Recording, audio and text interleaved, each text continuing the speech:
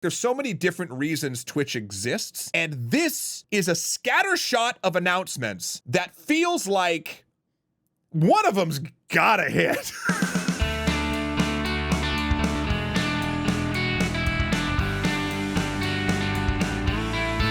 Good morning, Matt. Oh, good morning, Will. And good morning to all of you. Welcome to Games for Breakfast, the only internet talk show. We talk about this week's gaming and tech news, but also we never get the name wrong on the first thing that you could have seen in the pre-show. And I get to say today, a very happy birthday to my wonderful co-host William over here. It's my birthday. Happy breakfast birthday. Now, we should clarify, because this is going to be on YouTube, that my birthday is actually Monday, October the 23rd. So if it's Tuesday, October the 24th, and you're watching this as it goes live on YouTube, it's no longer my birthday, but you can wish me a happy birthday for next year in advance. That seems like a weird... That seems like the most banking answer for well-wishing I've ever heard in my entire life, but I'm here for it. Will, how are you feeling? Are you feeling okay? Are you able to breathe fine? Are your bones slowly grinding into themselves? No, see, I had a rather not great event this weekend, unfortunately. I ordered burgers. And I said, can I please have a gluten-free bun because I have celiac? And the order went through and it said, yes, you have a gluten-free bun on your burger. And then it was not a gluten-free bun. So I spent most of Saturday incredibly sick.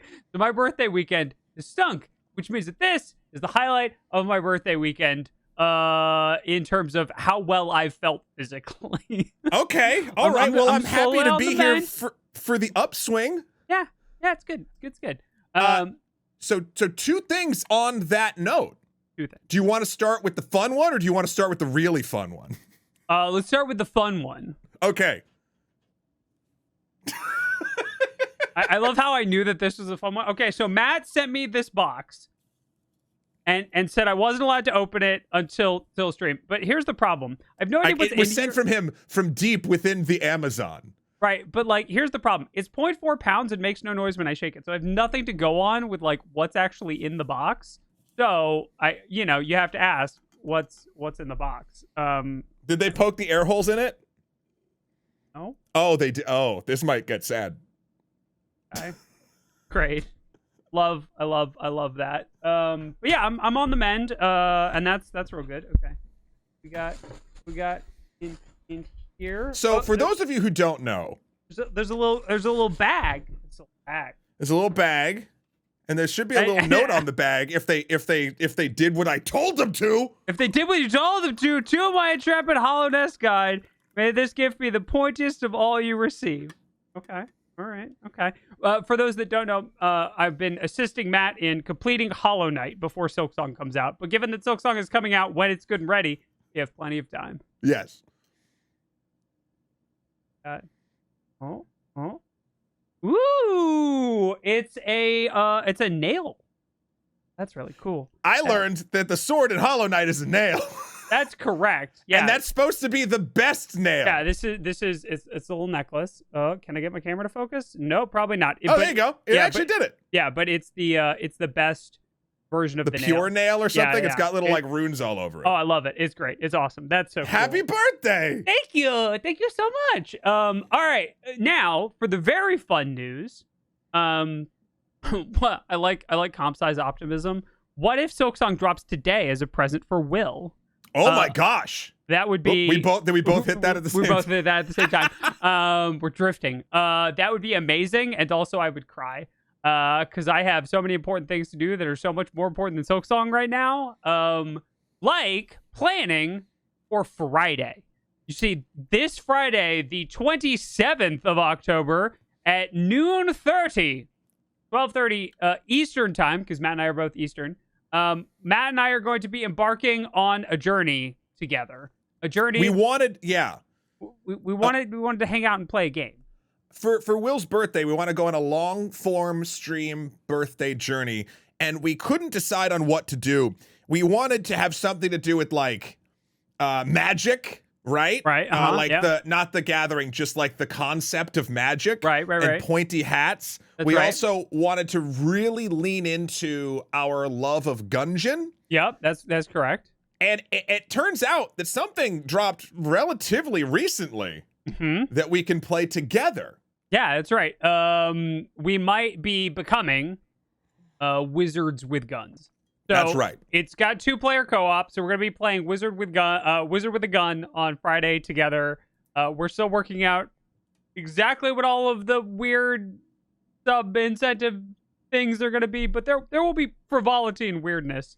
So we're gonna do that on Friday, starting at 12:30 Eastern. So you can join us, come hang out. It'll be fun.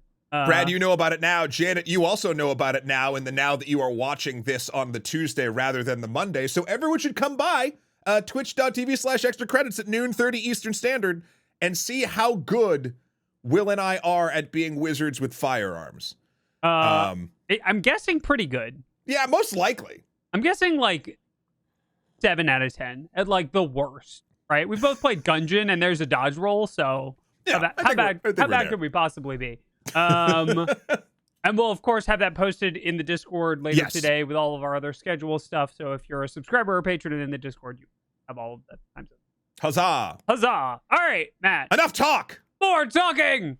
All right, let's get into our appetizers for the day, Will. Our first appetizer is a blast from the past, or rather a blast from the future, which may not be leaving behind the past. You forgot you did this. Matt even set up this image, and it still excites him. Matt, what for those? Because there's part of our audience who doesn't know what this is. I want the audience to guess what it is first. I just want to find one that I can put up on the screen first while we're talking. The story is about Nintendo and the interview that Doug Bowser gave this week to, I believe it was Inverse. Or last week, I should say, about the future of Nintendo, a couple different things, and the possibility of the Switch 2. Let's see, what are people saying this is? Some people are getting it right. Actually, most people are getting it right. All right. That is, of course, the GameCube thingy.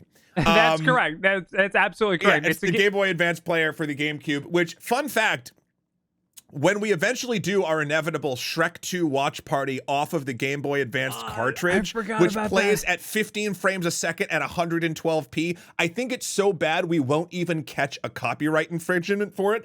But you can't actually play it on these. They locked it, so you can't play the Game Boy Advance video cartridges on this thing. I'm going to have to figure out a way to do it. And the way that I'm thinking of, Will, is literally just flipping my Game Boy SP up and putting a camera on it and just having that be the movie feed that we all watch Shrek 2 through. Is the desire to have it be the most scuffed stream in the history of Twitch. Yes. Anyway, sadly, that's not even our story. The story is everyone's wondering about the Switch 2, right? Yep. And a lot of the questions are how its backwards compatibility will feature in. And no one said anything official. There have been leaks that people have seen the hardware behind closed doors, publishers, etc.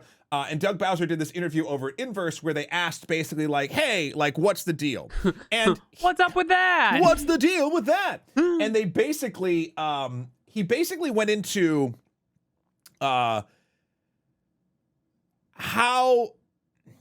he danced around the question of prioritizing sort of the backwards compatibility in things. And Nintendo's been overall good with it in the past, in some ways, and bad in the others. For instance, I believe, obviously, this machine, if you bought it, you could play your Game Boy Advance games on your GameCube. Right. You could do Wii discs on the Wii U. You could do GameCube discs on the Wii. Yeah, like there's all sorts of different ways that they've done things like that before. Then they have their own different kind of preservation, which I don't particularly love, which is, of course, the subscription model to get access to a drip feed of their old content, etc. He basically was saying, again, I cannot believe that the head of Nintendo of America's name is Doug Bowser. It's too perfect. I don't understand it.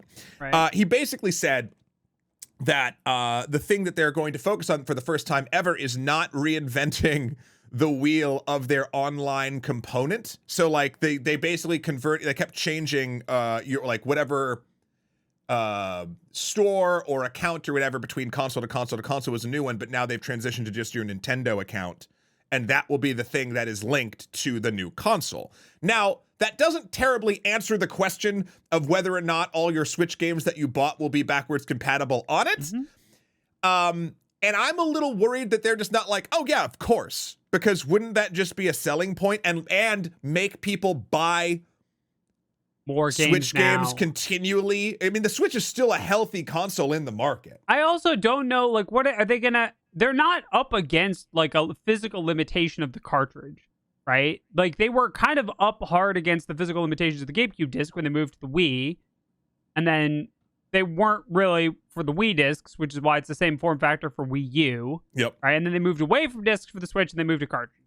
So I don't think they're up against the physical limit of the cartridges. So I can't really imagine, like, why. But they also, like, they might not want to do. I have no idea. Like, an all digital console would be kind of a terror. I always want some way to have the ability to insert a game into it. But like, I mean, PlayStation and Xbox. No, Xbox hasn't done it. PlayStation did, right? Is there a no disc Xbox? I mean, it's called a PC. I mean, there is that, and I believe there is a discless version of the Xbox One S. Yeah, I don't know. Who can keep track of it? Like, the big problem with Xbox is no one can keep track of them. Because regardless, yeah, I know. Regardless, this Inverse article is incredibly interesting. They span things from the leaked Microsoft things about Microsoft maybe wanting to buy Nintendo, and he skirts around that, saying that, like, hey, we're really great friends. I don't know what that is. Obviously, Minecraft's on Nintendo Switch, and we brought Banjo-Kazooie to Super Smash Bros. Ultimate, so we're looking forward to that partnership continuing. Like, of course, it's funny, these interviews are always like rumors that then they're getting the head guy to answer, and he can't answer them because it's corpo speak, and that's his job. Right. But then the other one that got me, and Will and I were laughing about this before, was they were asked about their museum that's coming up. Like, you're opening this museum. Does that mean that what's Nintendo's thought on game preservation? Right. And they turned it into this, like, you have to read the word "foo" that happened in this article for yourself. We'll put the link in the comments here. Basically that he just dances around it. He just says all the other things, like, well, with all the other stuff and successful game launches and the Mario Brother movie and Super Nintendo World, like, we're really bringing it to a lot of people. And it's like, that's not the question. That's not. And the last one, which I thought was absolutely hilarious, and we will move on. I'm sorry, this interview just boggled my mind. Yep. I have to find it real quick. They talked about unionization and how unionization efforts have been ongoing and whatever. And they said some very, I want to read this quote verbatim because I think it's a great answer to, do you think Nintendo employees will unionize, from a corporate leader? Yeah. But there's a twist at the end that really makes me feel like if I was locked in a cave and there was no other option, Doug Bowser would cook and eat me. He says, we don't currently have unions at Nintendo of America, and as part of that is driven by the employee feedback we see, which is a high degree of job satisfaction and engagement overall. You only have to look at our retention numbers, which are very, very high within the industry, and our obvious low turnover rate as a result. Our focus has always been on creating a culture that is inclusive, has a work-life balance, and is focused on our singular mission to bring smiles to faces. And it's like, ooh, Do we all float down here, Doug? Do we all float down here? That's a weird Pennywise thing at the end. Anyway, it's a really great article. I'll actually put it in Brad right now, but I'll put it in the chat. I'm just curious. I'm curious what's going to happen with the Switch 2. It feels a lot like if it was going to be backwards compatible fully, they would have been like, yup, unless they're still debating it, which is weird. But they have hardware that's in the wild. Like, how could they still be debating it? The flip side of this could be that they don't want to say that because that would tip their hand of what the hardware is, and maybe it is just a general refresh of the Switch. Right. Like I think that's very likely. I'm gonna go way out on a limb. Whatever it is going to be compatible with the Switch dock. That's my guess. Yeah. I'm going to guess that they're going to make it that easy to swap from a Switch 1 to a Switch 2. Yeah. Yeah, I mean, I just don't know, like, what is it going to have it's going to get complicated. It's going to have cup holders and a 4-wheel drive. It's going to come. It's going to have a camshaft. I don't even know what that is. That's right. Yeah, absolutely. Anyway, this was an appetizer story, and I'm sorry I went long and continued to plow through it. No, I think it's good. I think it's good. But in a different type of game structure, Will, where Nintendo actually as a company started their company was based on making playing cards. So this is a good transition that I just force fed you. That's correct. Speaking of playing cards, let's talk about some news coming out of Wizards of the Coast. So I'm going to explain a bunch of words for assuming that no one here has ever played Magic. Okay? Ready? Magic cards come in booster packs. They're the original loot boxes, right? Okay. So they came in the same booster packs more or less for decades. Sure. Decades. And then Wizards was somehow, incomprehensibly, not making enough money. So they decided to make a set booster pack. It released during the early stage of the pandemic, starting with, I believe, the Return to Zendikar set, the most recent Zendikar set. And it had not enough cards because you need 15 cards or have needed 15 cards in the pack to draft, 14 or 15, for the way that the draft structure works. Because you open 3 packs the thing, and you do the thing. There's the draft. Right. Okay, cool. So we ended up with set boosters, which have fewer cards, but better odds of rare cards and cost more, and draft boosters, which have more cards, less rare cards, and cost less. But now, what if we took those two things and made them Kith? Okay. Do you have 2 Magic packs right now that you can show us? I don't, but Kith. Okay. So all of my packs are actually still sealed in boxes because I haven't had a reason to draft for a long time. So they've come out with a new thing called the Play Booster, which is like the best. Whoa. Huge air quotes around best. That was a cool air quotes. You did a sideways one, and I was like, I don't even know what that means. Loss. So the Play Booster is going to contain some of the randomized elements of set boosters, like the additional possibility of rarer cards and cards from the list, which is a rotating list of bonus cards that are all reprints from previous sets. And it will be draftable. Here's the big thing that's really important. This is the most important thing.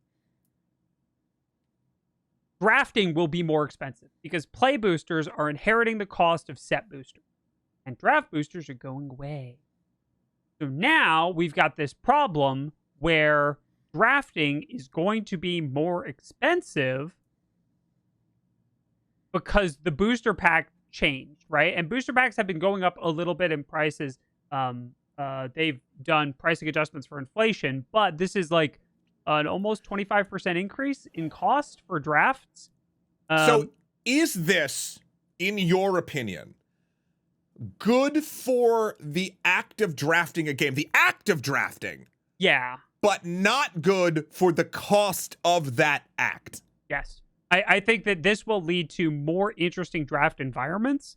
I think it will lead to more variety in the limited format, and it will also cost gamers more money, which, you know, 2 things can be true at once. I think that these are interesting packs, and I think cards from the list are really going to shake things up because it's possible in this set to have 4 rare cards in one of your packs. The list card can be a rare. Yep. You have slot 11, which is a rare mythic rare. You have the wild card slots, which can both be rares. You can have 4 rares in your first pack that you get to pick one from. But the chances of that are vanishingly small. Yeah, infinitesimal. Right. Yeah. 2 or 3 is much more common, right? Does Magic release the odds? They do. You can crunch all of the math. They have a breakdown in their What Are Play Boosters article on what the odds for each slot is, and you can figure it out from there. So yeah, it's an interesting occurrence. I think it will be up to individual players whether or not this is yet another thing that pushes them out. Magic's been pretty okay with pushing players out recently between the churn of 8 gajillion sets and rising costs and premium sets and secret layers and this and that and the other. We'll see if this really makes a dent, but they're pretty confident this is going to make them more money or they wouldn't have done it. I have an interesting thought too. So Kat, community manager extraordinaire over at EC and she just wrote an extra credits episode that I believe I'm going to be recording this week, and it's about your friendly neighborhood game store. Yeah. And the wild ride we've seen on it over the concept of a local game store in the last 10 or 15 years, and like the access to physical games, et cetera, et cetera. And one thing we bring up is how Magic the Gathering itself obviously helped that curve go up until Arena came out, which has pros and cons because there's accessibility issues, there's all sorts of stuff, of course. But then if you like, that sort of hurt stores as well because you're not going to a store most times to play your digital card game. Yep. And I'm wondering if even though the price is more for these, if it makes this is some backwards nonsense that I want to preface before I say that there could be a less pricey way to make this happen, but I'm still wondering if the new restructuring, keeping the value of the cards as they did, moving it and making this pack 25% more expensive, if that pack and the way that Magic players draft now makes the game more fun. Yeah, very hard to say if the fun that's being offered is enough to both get people to, like, they're at a very high barrier, right? I don't have to put on pants to play Magic Arena. We're in a weird situation when it comes to value props from the services that we spend money on. Because I look at something like Netflix, which is upping their prices again. And while they are probably throwing more content on their service than ever before, they're also kicking stuff off of it faster, not getting as much stuff that they don't own. And I would argue with their password sharing lockdown, not offering the same amount of value, but they're still upping their price. That I think is pure bad, just based on the thing. And honestly, I think as soon as Castlevania's over, I might be Xing that service right quick until something crazy comes up. It's got to be more service hopping than just letting it roll because it's getting too expensive. With Magic, it's funny. I wonder if, because this, I'm not as deep into this as you are, Will, as far as the changes of how the game is sort of sold and played. Yep.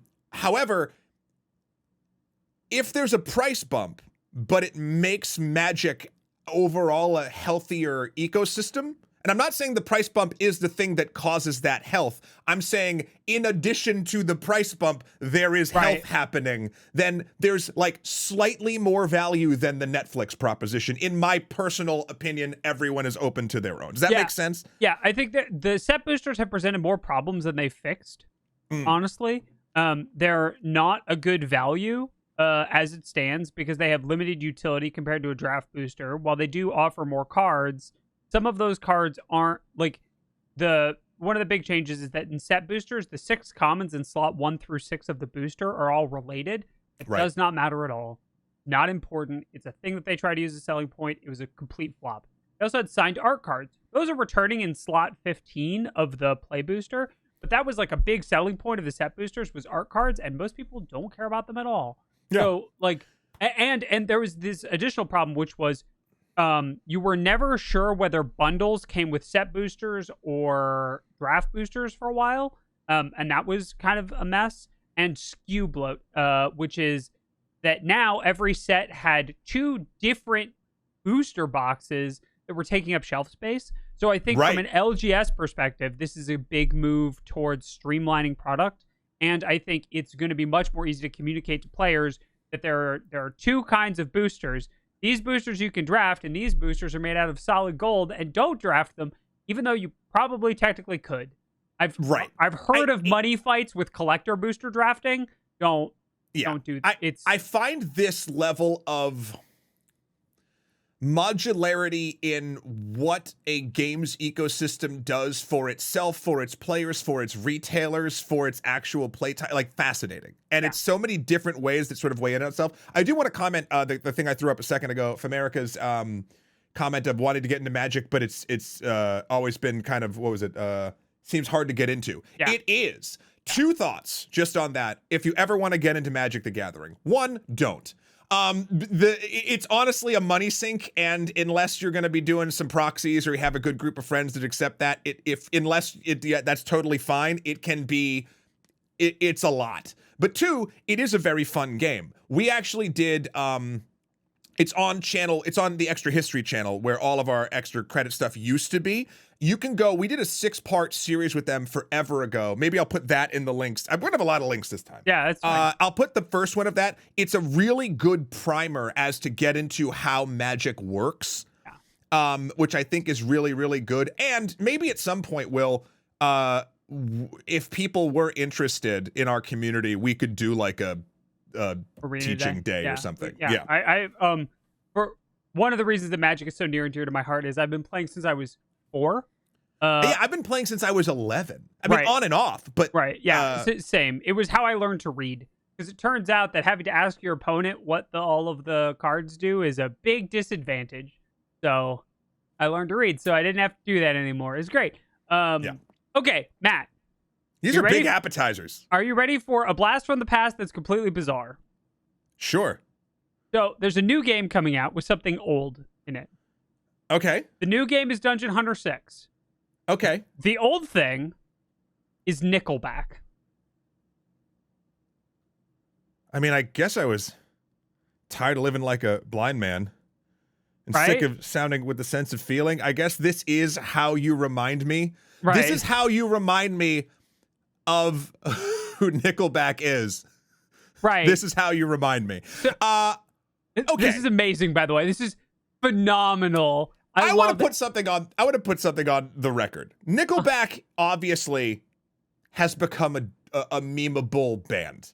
Right. I'm not the biggest fan of Nickelback, but something I do want to say as we get into this silliness, the chat is blowing up. Yeah, it's like Nickelback is an incredibly successful rock band. Like, we meme on them, everyone memes on them all the time. But like, if you just look at numbers for Nickelback, if you are interested, and you'll be like, how is this the meme? It's very, very strange. Regardless, haha, Nickelback's in Dungeon Hunter 6. Right, so Dungeon Hunter 6 is a mobile game. And one of the most notable things about this collaboration is that while they spelled Nickelback correctly here, oh my God, on chat. The official website for Dungeon Hunter 6, they're referred to as Nickleband. Well, they are at the end. Here, I'm going to put it here. We're going to put this. Hopefully they don't correct it before the time this airs. Here, I'll put it in Brad here. Janet, you'll also see it in the description. At the end, it says, when the game is released October 13th, players can expect Nickelband's rock ballads to serenade them with electrifying hits. I don't know. Did it hit? Does anyone play this game? Has it happened yet? I couldn't figure it out. It says October 13th. The volume of ads I've been receiving for it have suggested that it has indeed launched. However, I don't click on ads for mobile games. I do like, no, neither do I. I do like that their event is called The Legend is Back. Yeah, I like that. Like, I'm good. like, Yeah. cool, like Nickelback, whatever. But then like, it's not the level is banned. Right. No, I like this one. Do we get to fight Chad Kroger as a boss? I have no idea, but if people want to try Dungeon Hunter and report back at the comments or in Brad and let us know whether you get to fight Chad Kroger as part of this promotion, I'd be all about it. You can absolutely Hey. All right. Let's keep moving from that palate cleanser to something that's a little more nuanced and complex and weird. Okay. So, Roblox. Yes, we're going from the thing that has no nuance and no complexity to a thing that is far too complex. Right. Yeah, right. All right. So Roblox is attempting to ask everyone to return to the office. Not so much ask. Well, okay. So they're offering them a choice. They have 3 months from the date of this decision, which was the 17th of October, to, I believe, 17th, 16th, less than a week ago, to whatever, numbers are weird, to return to the office or to sunset their position over the next 3 months.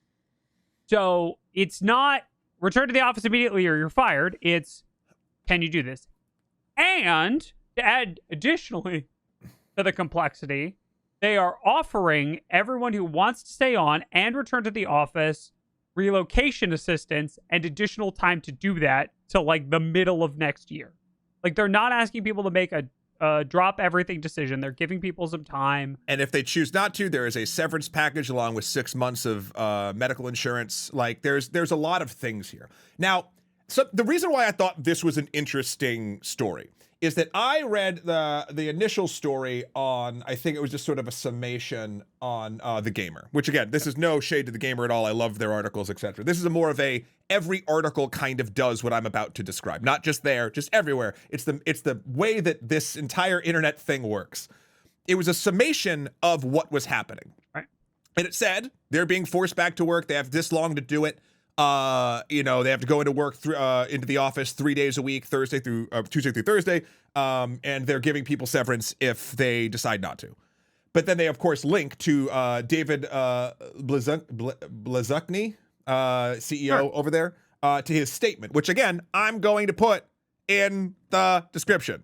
Because I think it is actually worth a read if you care about the balance of how people actually live and work in the sort of real world, in a sense.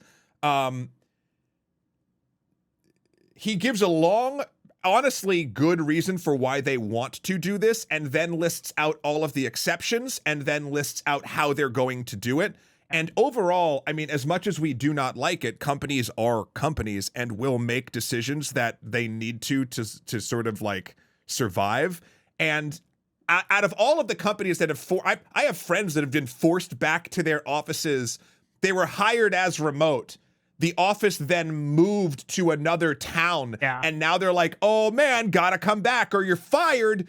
That's not exactly what this is. The end result is that, the short headline is that, but there is something weird and nuanced here. Again, not trying to defend Roblox. There's a lot of stuff they do I don't particularly like. This is something that I feel like on a corporate level, in the current way this is structured, is a, I guess I would say like, the most equitable way they could force this on their employees. Right. Is that... So if, all right, so let me try and run this back and make sure we're on the same page.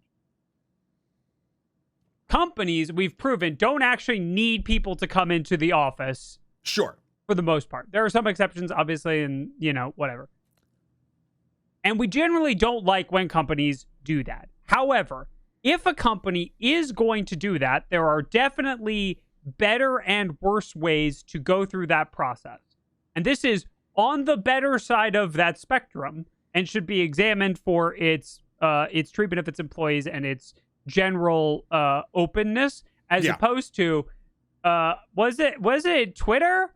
You have like 2 weeks to make it back to the office, so you fired, and like no relocation help, and like it doesn't matter that you've never been to the office, kind of thing. So, and again, I very much agree. We're not defending Roblox, y'all. Roblox has a lot of things wrong with it, and like that's a whole big thing.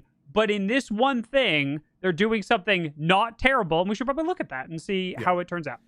Yeah, it's interesting how I don't know. You should read it, and I think the reasonings, even whether or not you agree with the decisions, the reasonings that this dude puts forward, like in their thing, it makes enough sense. And he is actually, it seems like, trying to make a real bad situation the least bad they could, that they're also still forcing. Correct, right. They created this situation, and it's a bad situation, but they're trying to make it less bad. Yeah. Somehow. All right, Matt. Would you like a quick palate cleanser story before we move on to our main course? Yeah. Matt, what if I told you that this year's AGDQ is going to do another first? Something that's never been done before.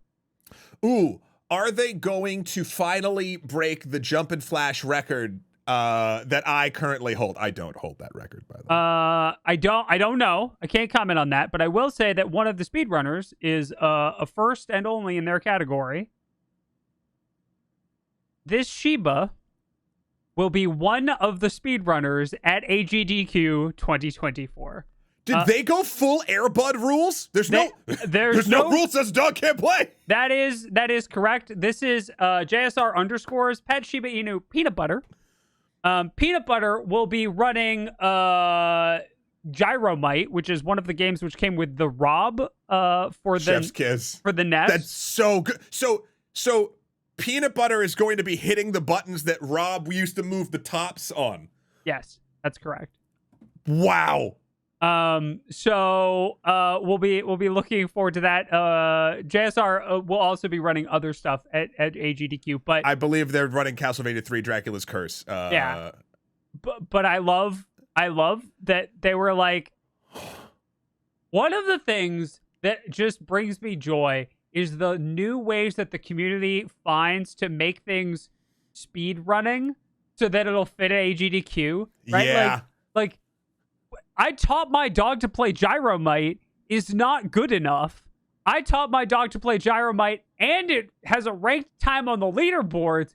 Everyone does like the thing, right? And it's great. And I love that. That's so cool. It is really neat. It's a really cool, nifty story that I thought we could end our appetizers with as we move on. It was delicious. There was some hair in my food, but you know what? I enjoyed it anyway. Waiter, 10 out of 10 cute. Much Sheba. Very wow. And it tasted a little like peanut butter. What's a peanut butter appetizer? Peanut butter's too heavy to be an appetizer. So I've had peanut butter this is going to sound weird, and it didn't have fish involved with it, but people have made sort of like peanut butter sushi rolls, like kind of things with it in there. That there's like a peanut soup. Yeah. Right. Yeah. Okay. Cool. All right, it's time for the main course, Will. Right. I gotta refill. Wow. Yeah, you're gonna need it because we gotta talk about Twitchcon and you. So Twitchcon was in Vegas, baby. Yeah. And they announced a lot of things. So we obviously streamed this show to our loving Brad right now, our live chat on Twitch. If you've never come over there, by all means, if you're watching this on YouTube and you're in the comments, aka we lovingly call you Janet after we're trying to make everything the Rocky Horror Picture Show. Yep. And of course, if you Nebula, you're rock. Yeah. And we've been enjoying hearing from folks across the other socials and things like that to get over there. But we've been running this show on Twitch for roughly 5 years.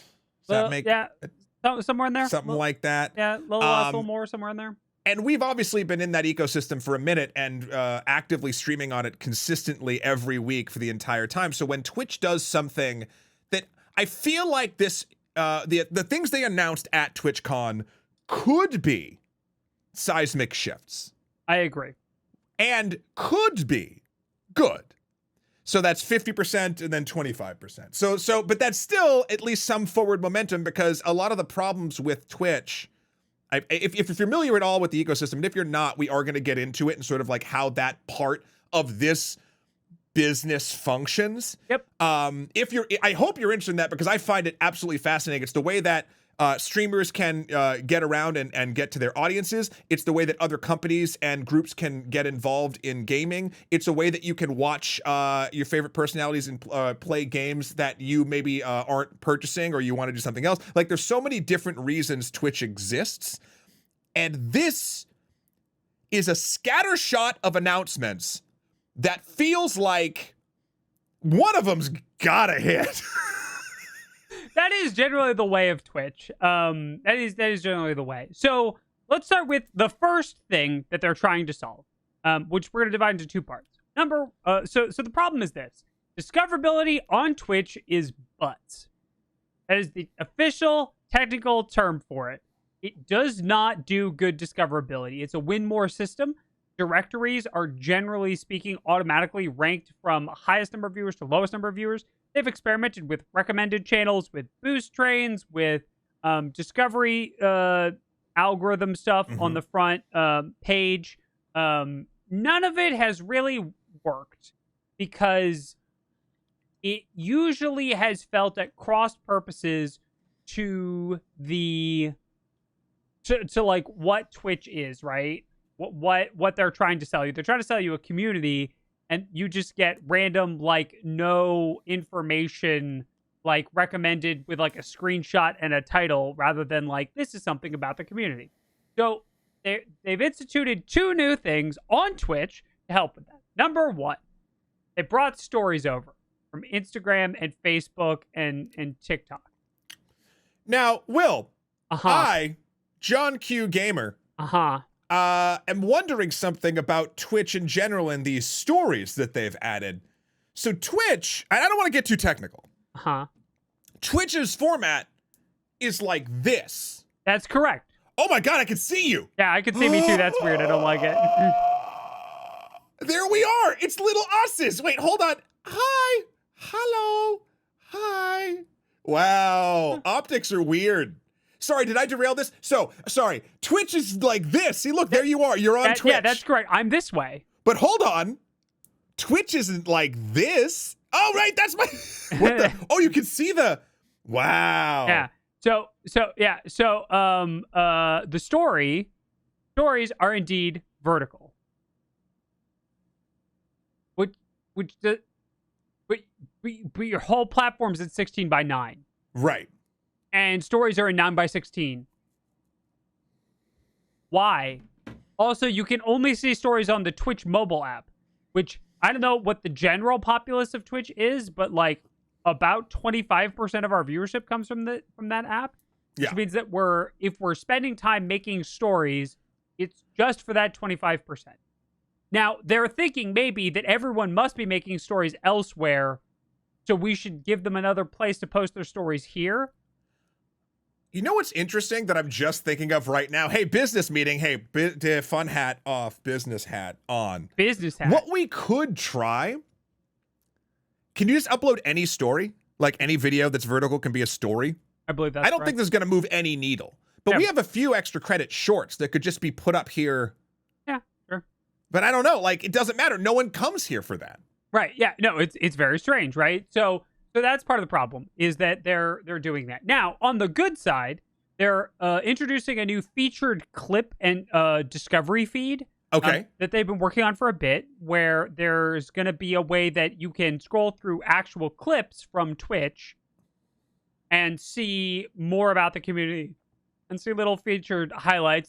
We've featured a couple of clips from Games for Breakfast over the course. And like sometimes people see them and sometimes they don't. And it's all algorithmically generated. But there is an attempt being made to improve discoverability on Twitch by using that short form content. I'm curious what that's going to do. I'm curious what their additions, specifically when they roll them out to clips, is going to be. I love like... Every once in a while, when I need like a dumb little smile on my face, I will go to our clips feed and just look at what the most viewed one is. Yep. And it's always just kind of fun. Mm-hmm. I do wish, and I hope that this is in there. Actually, you can probably tell me this. I didn't see it in the brief, but like when you post it to other socials, it doesn't make a video player. It makes it's just a straight up link. Whereas if you put a YouTube link, it embeds it. It embeds. We'll talk a little bit about embedding later on. Okay. But yes, there's some weirdness with how Twitch does that, because Twitch is not necessarily ahead of the curve when it comes to the technology that's involved. With all of this, we haven't gotten a major under the hood tech update for a lot of the Twitch systems in a while. It's all just sort of stuff that's been cobbled together on top of that tech. For instance, here's your fun fact of the day. A reminder, all Twitch chats are just dressed up IRC chat. It's insane. I'm not kidding, by the way. It's like... That's why anytime like the International is on, or some streamer reveals their Fortnite skin and cracks 200,000 views, chat on the entire site goes to absolute hell in a handbasket. Right. It's because it's an IRC client. And it can't handle it, and it doesn't know what to do, so it starts stealing resources from all of the other instances. It's not good. Anyway, there's your fun fact. So, like, the tech is far behind. But they are... trying to do that. So Zariah just brings up a good point about the algorithm, like trying to find content. They're not sure if Twitch will actually be able to do it, and will there be a content warning system? It feels like it's too easy to find problematic clips. Like, that's the thing about a discovery algorithm, is it's... Say what you want about YouTube. Have you said it? Great. Whatever you said is probably correct. Its discovery algorithm, even when on a gut lizard brain level, I'm like, why am I being shown this? 9 times out of 10, based on my watch history, I can be like, oh wait, I get it. Like for instance, if I accidentally click a video that's not a thing that I think it is, and then I'm like, oh no, like, and then for a day or two, it's like, do you want this other thing about this dumb stuff? And I'm like, no, I don't want that. But it eventually corrects. And lately I've really been noticing on YouTube, on my like sort of like top 10 when I just sign in, there's all my regulars, but then there'll be something of I don't know if this is an edict or something, but like a smaller channel in the same. Too. Yeah. And very like small. That's really nice. Yeah, like when we say small, we mean like I've been getting like sub 1K viewer videos. Oh yeah, like in like it's just interesting interest. because I think they're trying to seed, and I bet you that's a lever that they could turn on and off depending on how many new big things they want. Doesn't matter. Anyway, a discovery algorithm is incredibly difficult. Twitch, we know, is not good at discoverability. This is sort of like a baby step in this direction that I bet you, if I was a betting man, and I am, they're gonna get wrong, but they're trying, and that feels like a good first step. Like, I think this first thing that they do is going to not work well and not be great, but it is something that they're attempting to do that then they can sort of course correct and hopefully learn from. Because right now, I don't think they got much of anything. That's correct. Anything would be better than what they've got, which is currently a win more system, right? So if you've ever, and the problem with the win more system is pretty straightforward. Have you ever been in a directory where there are a bunch of small streamers and one very big, like 1K plus streamer comes in? Anyone who's in that directory who would normally go to the small streamers goes to that big streamer because they're a big streamer, right? I've actively thought that. Like, in my head. Like, I see it, I always go to I'm like, wait, no. And I'll just whip the mouse wheel down. I'll be like, that one. Like, because it's just how we're like, oh, number go up. Like, that's the important thing. 100%. And that's one of and that's a larger, more complicated topic than we're going to get into today. So, that's discoverability on Twitch. Discoverability off Twitch. Two big changes. And they're both very big. For very different reasons. One, the rules about embedding are changing. So you can embed a Twitch player in any number of ways. It's a element. We use embedded Twitch players when we do co-streams for things like the Game Awards, which we've done in the past. Now, unless the Twitch stream is the focus of the page in which it is embedded, the main content on that page, you're no longer allowed to have it autoplay. And streamers have, and people who use embedded players have like 14 days to stop it. Okay. This is specifically aimed at a couple of wikis who shall remain nameless, who host their own stream on all of their wiki sites and use it to artificially inflate their viewer count to get into the win more bracket. So that's gonna be a very big change in how people can use embeddeds to draw viewership. Now, what it's not gonna do anything for is things like the Tiltify embedded player, right? If you go to the campaign page for a Tiltify fundraiser, you can get a bunch of information about the ongoing fundraiser, and there's an embedded player for that stream. That won't change anything there because that stream is the focus of the page. You're just getting additional information, right? It's what they don't want to have is like a little itty bitty like 120p version of the thing in a corner that no one's actually watching, counting as a view. They want to stop that. So that's pretty good. I think that's generally a good move. It stinks for the people who have built their entire model on that, but rules change. You'll adapt or you won't. Good luck. And then the other really big one, and I think this adapting, much like skating, you have to do or die. Correct. Yeah. The second big change for discoverability off Twitch is really big, and I think this is probably the biggest change that they announced at TwitchCon, and that is there are no more limitations on where you can simulcast from Twitch. This, to me, feels like the biggest corporate move of what this is. Like, this to me says Twitch realizes it does some things well, but not everything great. And if it can be a source of stuff that goes elsewhere, it thinks that people might still come back to the source. Much like, this is not fully correct. Please, like, the both the ways that this analogy that I'm going to use from social media companies works, and also how the actual files are uploaded and shared is not the same. But it gets a real vibe for me of, you know how you see all the TikToks on Instagram the next day? Yeah. It's like that. Like, TikTok doesn't particularly care. Again, this is obviously people are re-uploading. This isn't a simulcast situation, but like Twitch is realizing that like it'll probably get more reach and brand name recognition if people are allowed to stream elsewhere. Right. So here's what's up. So people have been allowed to stream on Insta Live and TikTok for a really long time. That the mobile platforms have been allowed. So the biggest change here is YouTube. The biggest change is that you're allowed to simulcast to YouTube. And there are a bunch of good reasons why I think Twitch enjoys that. Here's the big one. The tool set that's available to streamers for immediate monetization of their audience so that they can make a living, and for things like moderation and content control and chat interaction is all way better on Twitch. Yeah. But Twitch's discovery algorithm sucks. YouTube, so in the interim of them trying to fix that.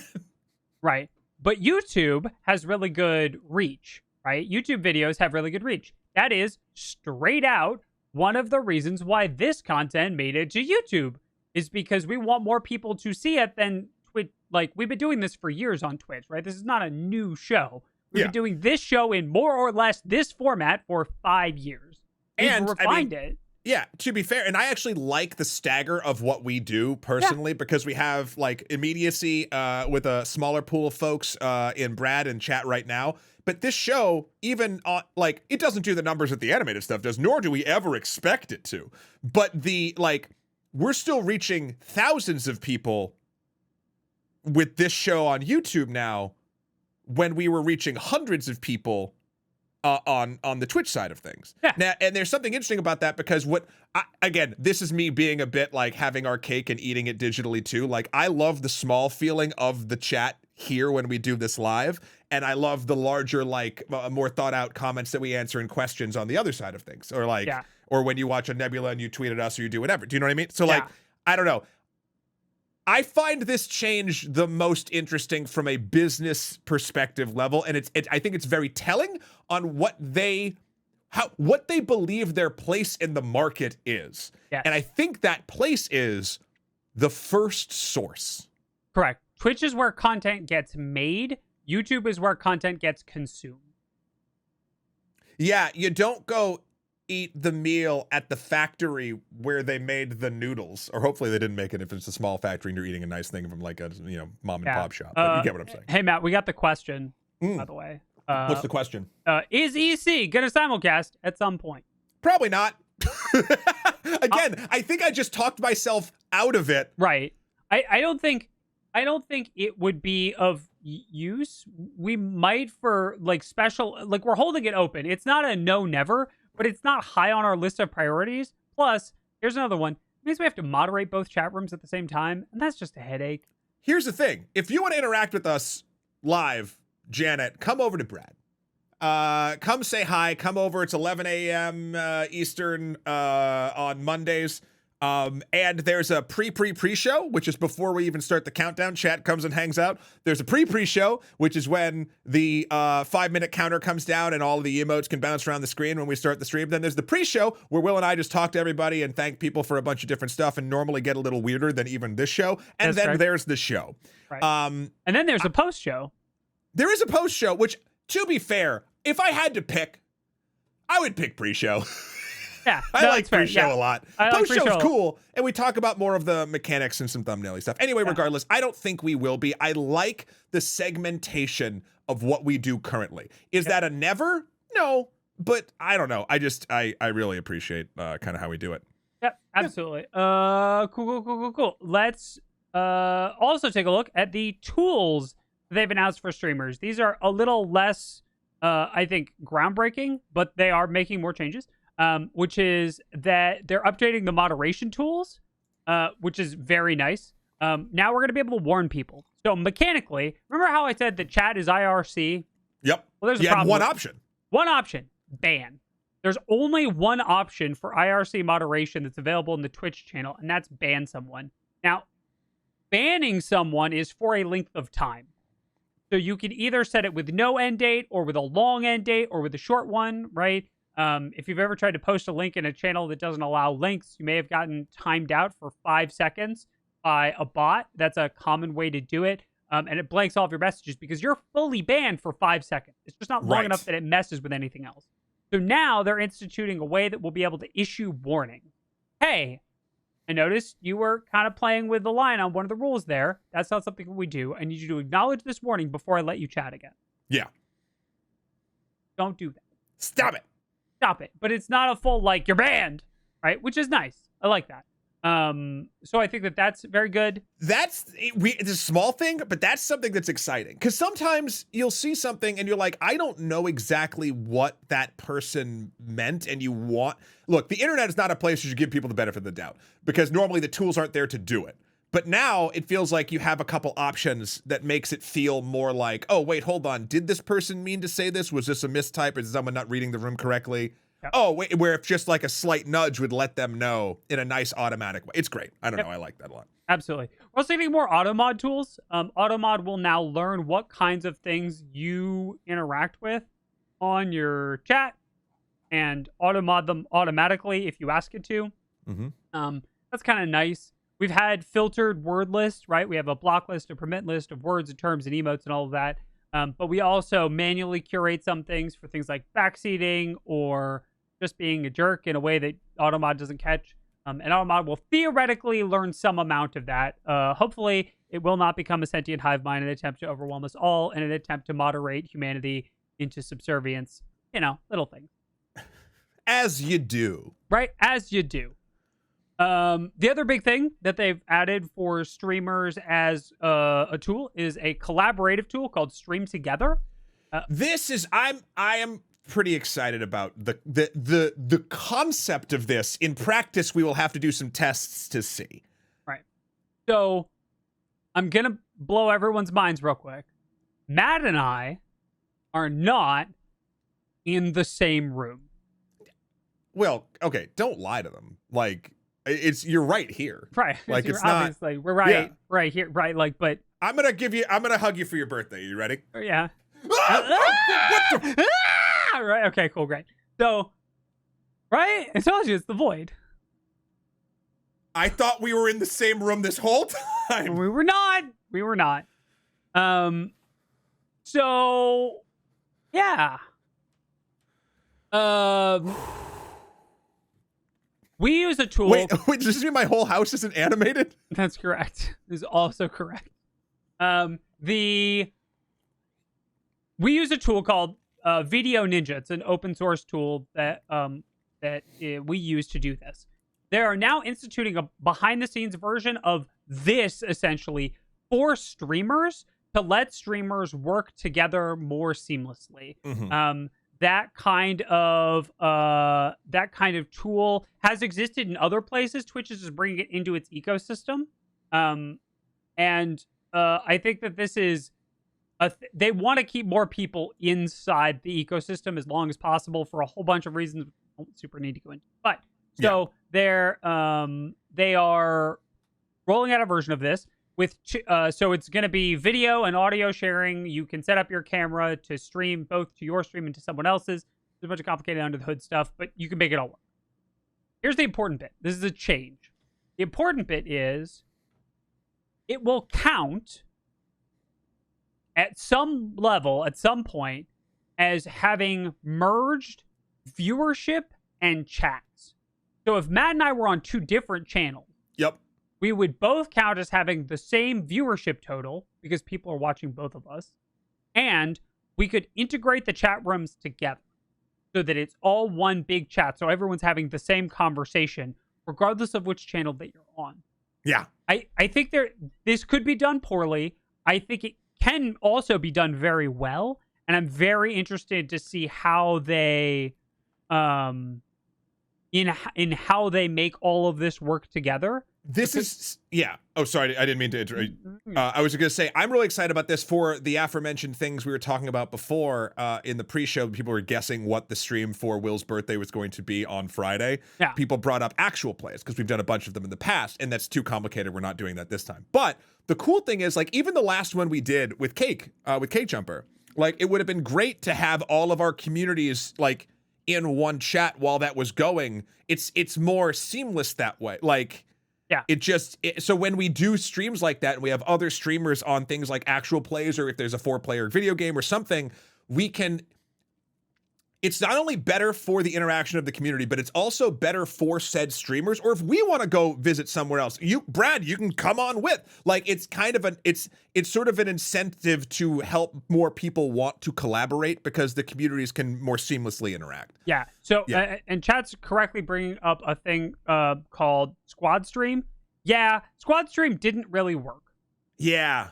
It was clunky. This is better. Squad Stream demanded like a tiled view of the multiple streams, and that wasn't really ideal. So now this is a much better way to do it, I think, for things like Final Fantasy 14 prog groups or actual plays or any number of things. It makes it a lot easier to imagine, chat, if I don't know if it scales this far, but imagine you had the world first race or a high-end piece of content in an MMO. You could have multiple point of views all in the same thing, and you could have a big chat room where everyone could talk about all the different point of views and like analyze how the raid's going and see everything. Or for League or Dota, you get all 5 perspectives from all of the players all in one chat room so you can talk about things. There's all kinds of stuff that's a really good possibility here without having to do the squad stream thing. Yeah, again, I think there's tons of questions still about how the individual smaller aspects of like a chat or anything like that will work. This is just a neat thing that I'm glad that they are working on. Yep. All right. And then the last big change, I hate that this is a change, but I'm glad that they're making it. Sure. Matt. I believe the analogy you used before was, well, the cold pizza got delivered, but it's still here. Right. This pizza is cold and stale, but it is delivered. Twitch is now updating their off-service conduct policy to say explicitly that if you dox or swat anyone off the platform, they'll ban you. Amazing. So, it's hard to miss when you're this close.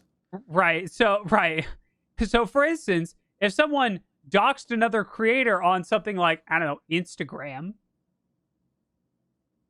then they could be banned from Twitch. Because before it wasn't explicitly stated that like your actions off of the platform could result in things. They've done it with emotes before, right? With like different people who were the faces of things like PogChamp and Bless that did things off the platform that Twitch did not want associated with the brand, and so they removed their global emotes and banned them. But now they're explicitly adding doxing and swatting to that list, which, you know, I mean, feel it like might help if you were born on the battlefield and raised on the battlefield, and gunfire, sirens, and screams were your lullabies. I feel like this might really help, right? You know, or something. Needless to say, chat, don't dox people, and especially, even more so, don't SWAT people. Amazing. I mean, again, we're preaching to the choir, but it's good. It is good that this is finally, without question, in the terms of service now of Twitch. It's insane that it wasn't until this point. Now, again, I hate to be the downer of this conversation, but like, we will also see if a large moneymaker for the platform happens to do something bad, how much the rules will apply to them versus smaller streamers. Never know. Yep. But again, it's good to have it in the books. Yep. Yeah. It's super messed up that it has to be stated, but I'm glad that it's in the rules. Okay, cool. And that concludes our segment on TwitchCon. Now, I do have a question, which I'm very curious about, and I want your opinion in the comments below, because I really do think that this simulcasting thing is a big move. If you Janet specifically. Brad's got all kinds of feelings about this. Janet, if your favorite Twitch streamer who makes cut downs for YouTube started simulcasting their Twitch streams on YouTube, would you watch them on YouTube instead of watching their cut? So I will speak for me, and then I will speak for what I imagine the answers the majority of Janet will be. And I'm going to keep talking right now so people have the time to type out their answer in the comments, and I don't taint that with whatever I think that they're going to say, because what I don't want to do is influence them in sort of any way that would make it not their full opinion as they're typing that comment right now. So basically, as I wrap up this ramble, hopefully you're done with your first or second sentence. If you do need to go to a third for this point, I don't think that's really necessary to answer this specific question, because my answer for it would be they'd watch it on YouTube. Because there's a real, and this is not a bad thing by any means of the imagination, staying on the platform that you engage with the content on, like that you regularly do, is like 80 to 90% of people. It's amazing the lift of a click to another platform. I think that's very true. And doubly so, it's funny because like in Discords and things, you know, the YouTube player will pop up, you can watch a video in that, or you could click it and go out. Like that's easy because it's one type of social aspect to a piece of media. Whereas people aren't, if you know of the person on YouTube and they don't specifically ask you to, and don't do the weird thing that we do, which is a live show on Mondays and then put it over here too, or whatever, like it's not going to be, there's no smooth move between them without like very blatant things. So people would always stay on YouTube, I imagine. Like, It's just the easiest way to do it. And I think Brad's point of view, because they're Brad, right? Like, of course, this is what is the deciding factor for all of you, because you're in the group of people for whom this is a deciding factor, right? It's tautological chat, is that the interactions are better on Twitch. And so they come to Twitch because it is easier to interact here. But if you're a lurker, we love you, first off. Big love to the lurkers. We see you, or we don't, but we know you're there. Right. Yeah. Then there may be less incentive to worry about that, and then you don't have to leave the platform to watch the thing. And maybe you really hate Twitch's ad structure, and you don't want to pay for Twitch Turbo or a subscription, and that's totally fair too. That's totally fair. Nobody is, saying that Twitch's ad structure is great, but you may be able to, you may be able to have a better ad experience on YouTube. Right? So, yeah. All right. I think that's everything for TwitchCon. All right. That concludes our main course, but don't worry. We have some lovely desserts and possibly a digestif for you at the end of this. Right. Okay. So it's my birthday. This is my one. I'm playing my It's My Birthday card. So he has played that card, and as you know, that means that Will can now talk about anything he wants for 5 minutes, and we all have to act interested. Wow, thanks. I'm kidding. I know so many people in our community are excited about what you're going to talk about now. Yeah. So, big news out of Final Fantasy XIV. Fanfest was in London this weekend. So there are 3 Fanfests, one in Vegas, just like TwitchCon was. The same weekend that TwitchCon was in Vegas, this one was in London, and there'll be one more in Japan. The Fanfests each get their own reveals. So at the first one, we got that the name of the new expansion will be Dawn Trail. And in this one, we got one of the new classes, one of the new jobs that we'll be able to play, which is Viper. It's a dual... It's Wait, is it a car alarm system? No. Do you remember that commercial? No. Protected by Viper, stand back. And then like the animated snakes would come up, and the comical man in like the mask would be like, I think it was a mask anyways, like, ooh, and he goes around the other side of the car and he's gonna try to break into it, and there's another Viper there that's a terrible like 1990s CG, and it's like, oh, and then it's like, Viper armed. You never saw this commercial? No. Well, it's another Muzzy situation, I guess. All right, great. So Viper is a dual wielding job. It has 2 swords that might actually be 1 sword. Wow. Okay. Apparently they existed. I'm glad to hear about that. No, it's okay. It's okay. It's fine. But the class is not a car alarm. The class is not a car alarm. It's a dual wielding melee job that has 2 swords that may be 1 sword. It looks really cool. looks great. Lots of people are very excited about it based on the limited footage that we've seen. We also just got a ton of minor Final Fantasy 14 nerd-only information on the new expansion. We got some views of the new cities. We got a little more information about the graphical update, including the fact that not everyone, but certainly I, will need to build a new computer to stream Dawn Trail. So now I am on the clock. I'm on the clock. I no longer... It's getting that beefy, huh? Well, they're doing a graphics update. So part of it is that my graphics card will probably be fine. My processor's lagging a little bit behind. I have an 8700K, and they recommend a 90x100K or higher processor for recommended specs. And I need to exceed recommended specs if I'm one rig streaming it. Gotcha. Because I'm also running all of the overhead stuff like OBS and browser windows and things like that. So I have higher tech requirements than the average player, and that's okay. So that was kind of cool. We also got details on obviously the most important piece of content to come out in this patch series, which is we got more details on the Fall Guys collab, which is releasing on the 31st of October. We're going to have a Fall Guys map in Final Fantasy 14. It's going to be 24 players doing Final Fantasy 14 parkour in Fall Guys map like locations. I'm not kidding. I'm not making any of this up. Is this the thing that makes me join Final Fantasy 14? This it? Is this I love Fall Guys. I'd like to make it slightly more difficult to play Fall Guys. Yes. Well, That's cool though. We have parkour events. Like there are different parkour maps that people do already in our mini quest or in our mini game zone. It's the Gold Saucer from all the Final Fantasy games.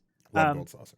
So, it's going to be really cool. We got a whole bunch of information, like I said, about Dawn Trail. We got information on the Alliance raids and what might be the deep dungeon, some of the dungeons, a whole bunch of other stuff. But I'm not going to go too deep into that because I'm sure I'll be doing a full stream when they finally announce all of the details on it. I'll probably do a stream here where we just dive into all of the Dawn Trail details at once. Not on breakfast because Matt's eyes can only take about 5 minutes of Final Fantasy 14 before they like glaze over and he gets nostalgic for WoW. And then like I lose him. I lose him to the dark side. Viper armed. I got too close to the car. Yeah. All right. And then late last night, as I was preparing this show, as I was looking at these stories, Matt sent me the weirdest story we have ever covered. Matt, could you... Yeah, it could be. No, it's not could. This is definitely the weirdest story we've ever covered. Matt, could you please explain this Blood Lady? So, hi, this is Blood Lady. I don't know if she has a real name, but she's wearing blood red doctor scrubs, has red eyes and fangs, and she's sitting in what looks like a darkened cave. And Engadget showed me about this because Blizzard is raffling off a human blood infused PC if Diablo 4 players donate 666 quarts of blood. This is not a test of the emergency WTF system. Now, okay, there's a lot to unpack here. Wow, chat. Yeah. Okay. Oh, yep. There's a lot of ums, a lot of confused faces. We're going to back it up. We're going to try to explain as much as we know.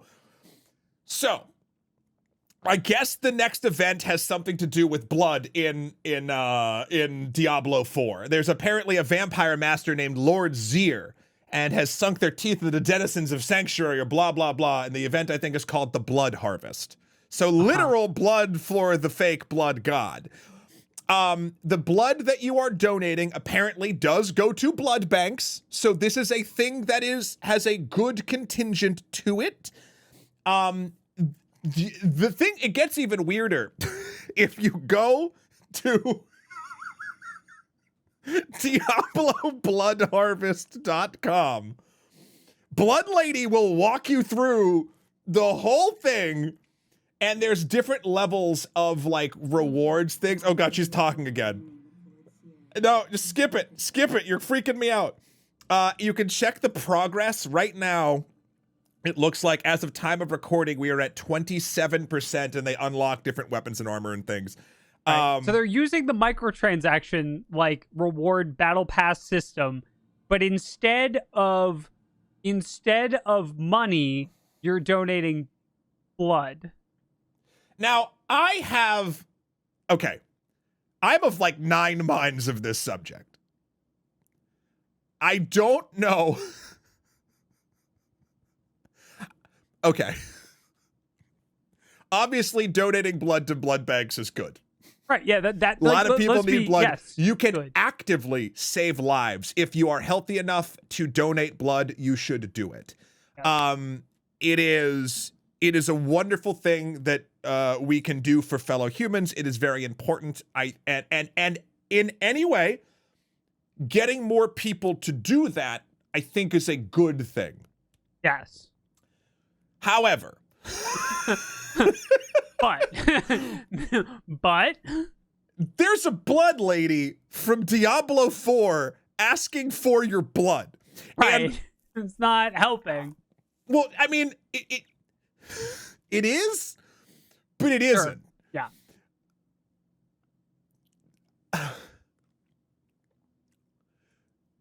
The dissonance is very strong here. Now, also, chat. It's not cooled with blood. There is some We'll get to that. That's the last part. Let's not jump there yet. Okay. Yeah, chat's very concerned that it's cooled exclusively with blood. No, we're going to get to the PC. No. We're going to get to the end prize. If this gets to 100% by a certain date, you get weapons, armor, mount, and then there'll be a raffle for the blood computer. But can we just talk about for a second where we are as a society? Spoiler alert, we live in one. That I feel like, for whatever reason, and it's not the same, I feel like this is one step away from, like, fighting lions in a coliseum. Yeah, no, I'm okay with that. Yeah, I feel like that's accurate.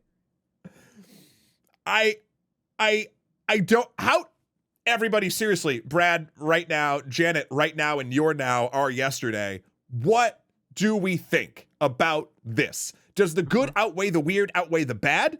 Is Blood Lady a nice enough calming presence where you're just going to throw your blood at the blood bank to get in-game armor for Diablo 4, which again is a game I do not play.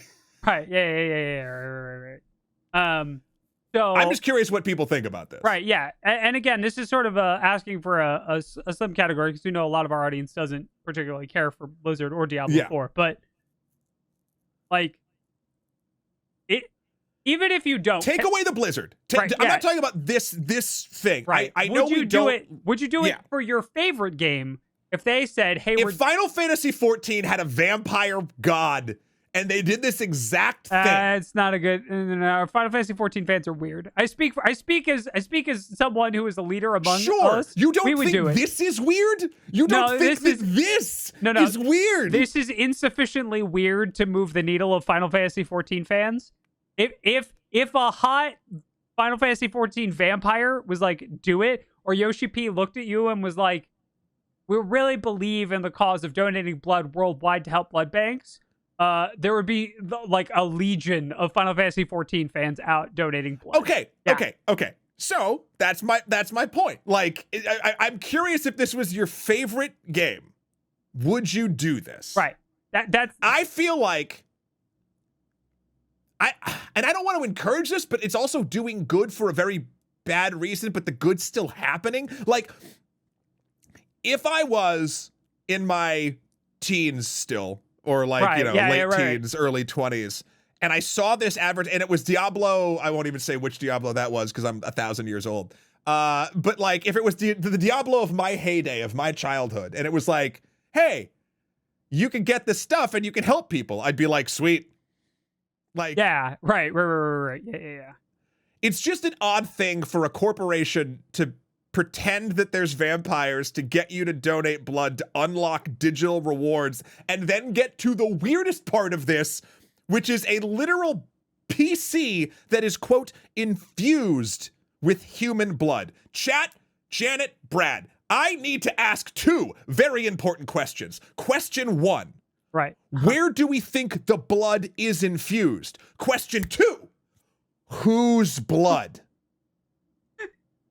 These are very important questions. Whose blood? Where is it? Okay, the obvious thing is within the coolant, right? In the liquid cooled thing, that's where the blood lives. But Will, you brought up a real good point. Right, which is that if the blood has hemoglobin in it, it can't be in the coolant. Because there can't be magnetic stuff in the coolant. Otherwise, the hemoglobin, like if it's not an invisible trace amount, right, the iron in the hemoglobin will get magnetized by the electricity it's running past, and bad stuff happens. So it can't be in the coolant. So I'm betting that there's like a vial of blood on the faceplate of the computer as like the ultimate cop-out. Or is it singed into a logo on like the front of it? Or right, like is it where like else painted could it in be? blood or something, and then like sealed or varnished or whatever? Right, the blood is in the Ethernet port. I like that one. Oh yeah! Right. No. Blood for the Ethernet god. Is it human blood or It says human blood. It says, hold on, I got to dig it up again. Human blood infused PC. That's great. Now, here's my point, which is if you've ever built a PC non-professionally without a pair of gloves, you already have a blood infused PC. There's probably some amount of your blood somewhere on something. I need you to know that on Blizzard's actual site, Will, do you happen to have that image that we sent before I got picture of Blood Lady easily showable? Not right now. Okay, go to this. We'll put this in the links. We'll do the thing and whatever. The first image down after Blood Lady on Blizzard's site is a picture of a PC glowing red that just says with a bright splash spot, infused real human blood. And it's a real like Miss Minutes from Loki vibe on this very gothic looking PC. Whose blood, Will? People in chat have been saying it's Bobby's. I don't think it is. No, it's probably some intern. But but this is important. Whose blood? Blood could it be? I'm very on board with the fact that it's important. I also think that Blizzard didn't think that far ahead, right? Like, I think they barely got through the we can have a blood drive and ask people to donate blood for the PC kind of thing. Right? But like, whose blood? I think that's important because, okay, if we're going the occult vibe, right? Right. Whose blood depends on, honestly, if you're infusing a PC with it, that means you're infusing with the power of that person's blood. And you got to make sure you have a powerful mage in that thing so you can overclock that to like Kingdom Come. Like, that's really what we're looking for, right? Soul-driven overclocking, right? Like you don't have a plasma cooled system that burns souls so you can play Crisis 5 or whatever. Come on. No, I don't. Oh. I actually don't. I don't have that. That might. Do you want it? No. I have to email someone about returning your next birthday. Cancel. Okay. Anyway, this has been a very weird story. Yeah. It's very strange. It's definitely the weirdest story I think we've covered. Larky, I'm sorry. This got me too well. Oh no, Matt revealed the secret of my plasma TV. Yep. Oh, the joy. 100%. And one last quick story before we go to the end is just something very cool. I just want to make sure you know that send me pictures of Spider-Man. Spider-Man 2 is the fastest selling Sony Studios game. I think it sold 2.5 million copies on the first day. Yeah. That just broke this morning from Kotaku, which is insane considering that what it's up against. Yeah, and with just over 40 million PS5 sold so far, the initial success of that is staggering. So that's very, very good on that front. Wait, so they sold 2.5 million PS5 exclusive copies out of 40.5 million PS5 sold. Yeah. So 1 in 20. So 5% of all PS5s have a copy of Spider-Man 2. Yep. That's bananas. So I did crack, and it's funny, I was playing my Curse of Strahd game, again, vampires, maybe I have a thing, and then afterward, I spent a long time building up the maps and everything, and it was like 10 o'clock, I'm like, man, I should go to bed, or Spider-Man. And I did play it, and it is excellent. It actually opens up I might actually bring this up to you and Jeff about a design club at some point. Mm-hmm.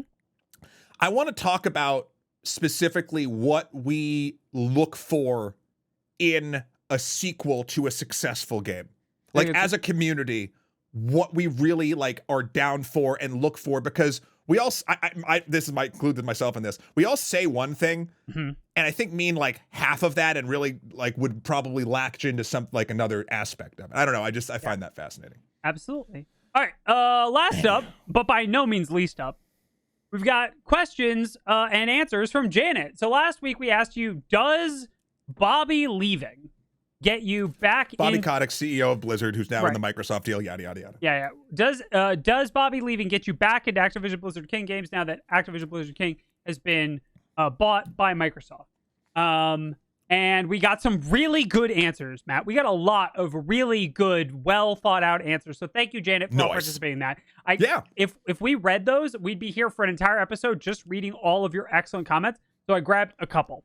Jacqueline 7568 says, the Microsoft ABK deal finally closing is a bittersweet pill. Yes, we're given some of the things we desperately wanted, but at the same time, a titan industry grows that much larger and controls that much more of the pie.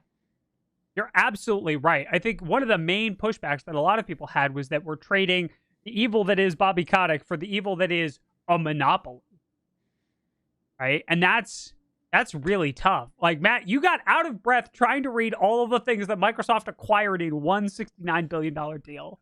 I tried cutting a short out of that. I don't know if that went up. It did. Did it? Yeah, great. It's up. People are enjoying it.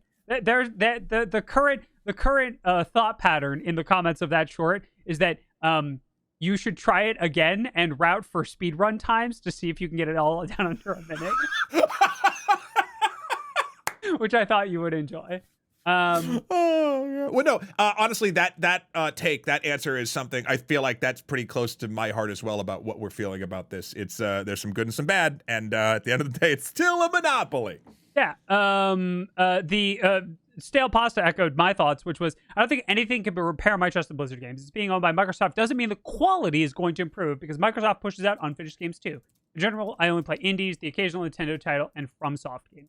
Yeah, that's another very common viewpoint, I think, is that people have sort of settled comfortably into what I'm going to refer to lovingly as their trash panda niche, where they're just a raccoon surrounded by their like little pile of indie trash. And like if anyone gets close to their indie trash, they just hiss at them and they like grab the trash and then go back into and they just eyes out of a trash can. That's how I am with my indie games anyway. Of course. No, I've seen the pile. Right. Yeah, it's great. Yeah, Matt has seen the whole like feral pile of indie games. And the last one is from Moon Whispers, who says Blizzard actually, in their opinion, hasn't been an acceptable developer in a long time. But these days, all they make are services with recurrent monetization. They had something that was a Diablo game out, they'd consider it, but right now they have a service game with a Diablo-themed wrapper. Everything is just a vehicle to make money and not a fun and engaging game experience. And I think that that's a very common theme, too, is that regardless of who owns them, the games that Blizzard is putting out are very focused on monetization. When we did Design Club last week on Blizzard moving to Steam, one of the big things that we talked about is the two games they moved, Overwatch 2 and Diablo 4 are both heavily microtransaction driven because Steam's ecosystem has a lot of loose money in Steam wallets for microtransactions. They're trying to capitalize on those microtransactions more and more rather than trying to deliver a better experience to players. And I think that's another really big thing that a lot of people are looking to change substantially. Yeah, I mean, Overwatch is free to play, and therefore Overwatch 2, it's free to play, and therefore they're monetizing based on skins and events and battle passes and nonsense. Diablo, you still have to buy, but also has a battle pass. It's $70. Is that correct? That is correct. Okay. It has extensive. Hearthstone releases, I think, releases 3 main sets a year, where the packs themselves, where if you want to get something competitive, I think it clocks in around between $50 and $80. And then there's micro sets they release between then, with packs of 20 guaranteed cards that I think equal, I only spent gold on it, so I don't know how much. That's 2,000 gold, which if you equal in packs, I think it's 99 cents a pack, so it's roughly $20. So yeah, their entire thing, honestly, is services wrapped up as games. Now, your mileage with all of those may vary. I don't ever want to yuck anyone's yum, but that's a very true statement. Yeah, absolutely. And with that, Matt, I believe was that all the questions? That was everything we got for last week. There were a lot of Fast and Furious questions and comments, and Chuck got into some very good discussions about it, but Yeah, well, with Fast and Furious questions, I would have to say 7 is probably the best. Followed maybe 7, 8, 9 are really on a roll. 5 is a classic because that's is it 5? Yeah, when The Rock comes in, I think that's really good. But then when they sort of rehabilitate Jason Statham's character of Deckard Shaw, I want to see that in like 7 and 8 and 9 when he rescues the baby. But at the same time, he did murder a hospital full of people. So that can't really be washed away. And now all of a sudden at the end of Fast X, it's a cliffhanger, and I don't really like that. Yes. Anyway. I totally know what you're talking about and agree with all of your salient points on the Fast and the Furious movies. I just Tokyo drifted all over the end of this show. That's right. Speaking of the end of the show, Matt, would you please lead us in a very special sign-off, as you always do? 1,000%. Yeah, the one you always do that, We're going to say goodbye to you in the classic way that we always do in the show. Thank you so much for watching Games for Breakfast. We really appreciate all of you. Brad being here and chatting with us throughout this entirety. This is always a wonderful start to our week. Janet, thank you so much for all of your questions. Please write down. Here's what we want to know. Do you think that the changes in Twitch will be good or bad for the platform overall? Where will you watch content that is both places? And whose blood is in the blood PC? That's what I want to know. So, without further ado, join me in the classic sign-off that we all know and do the same. It's the same every time. All right? Right. Protected by Viper. Stand back. Viper armed. Protected by Viper. Stand back.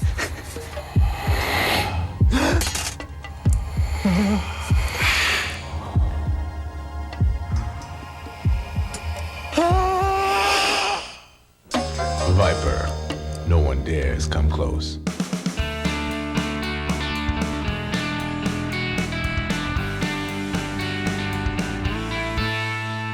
Yeah, no, that's the one we show every time.